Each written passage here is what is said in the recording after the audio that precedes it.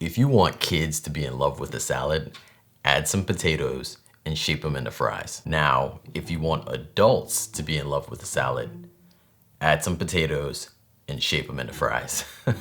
I don't know about you, but that logic works for me. I would have done dinosaurs, but it's a little harder to figure out. Anything could be a salad nowadays. There's no boundaries. Seriously, it doesn't even have to have like leafy greens in it. The definition of a salad should be a cold version of a casserole. Oh, I have a question. If you had to define a salad to someone who has never seen or heard of a salad before, what would your definition be? I try to treat my salads like main courses, not like lunch or, some side deal. More like an entree, just this orchestrated ensemble of food. So layer upon texture, upon flavor, upon stuff. This kale crunch salad is exactly that. Starting with our sweet potatoes, you can cut these in some very desirable shapes. I like medallions sometimes. So that's like when you do, the circular cutout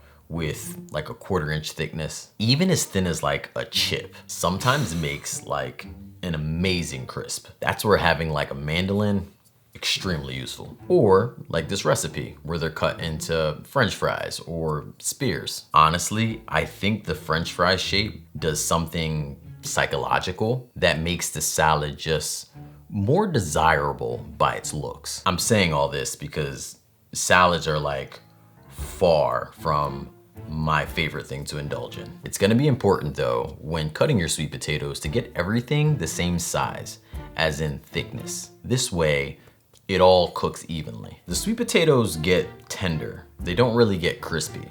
So hopefully I'm not throwing you off by referencing fries when that's really only the shape. But if you're interested on how to get crunchy sweet potato fries, I could show you that. As for the chickpeas, those get nice and crispy. So from the beginning, you do already start to add this dynamic range of texture into your dish. I don't really see any even swaps or substitutions for chickpeas and sweet potatoes because each of these are in a league of their own in how they play a part in this particular dish. This doesn't mean you couldn't swap things out. It just means you wouldn't get the same results as this dish. The seasoning blend we use in the recipe is kind of a concoction of an all-purpose seasoning, but putting emphasis on the smokiness and cumin. I mention this because this is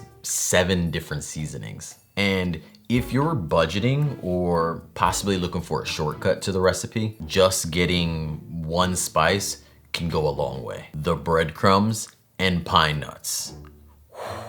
It's like, here comes the crunch. It gets crunchy, like dried cereal type of crunchy. And the plus, since you're not adding a pool of milk in there, it doesn't get soggy. It is such a good way to just get your mouth asking you, why aren't we doing this type of stuff more often? This crunch is accompanied by very light notes of olive and garlic. Oh, if you have like the infused olive oils, maybe one that's like herby, you know, like rosemary, thyme, some roasted garlic, use that to drizzle instead of just your basic olive oil, and everyone involved in taking that salad down is just gonna be thanking you forever. The breadcrumbs I used were gluten-free.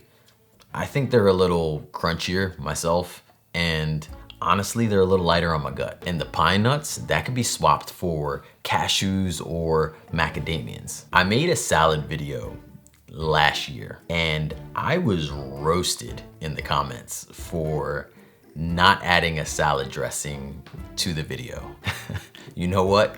Rightfully so. I don't know, I felt like dressings are a touchy subject for some folks, but I am here to redeem myself. This honey or maple mustard dressing will blow your mind. If you have to swap any of the ingredients, try not to swap the olive oil, the lemon juice, or the apple cider vinegar in the dressing. As for the maple syrup, you could use agave or something similar. The tahini, you won't miss it if you have to use like cashew butter as a swap, or if you're used to it, use sun butter. As for the Dijon, you can use that yellow mustard or even that spicy brown stuff, but I would add a little bit of vegan white wine right along with it. The dressing flavors are just... This recipe and instructions can be found at my website, makeitdairyfree.com, or check out the link in the description. If you're interested in more salad ideas, you could check out the one where I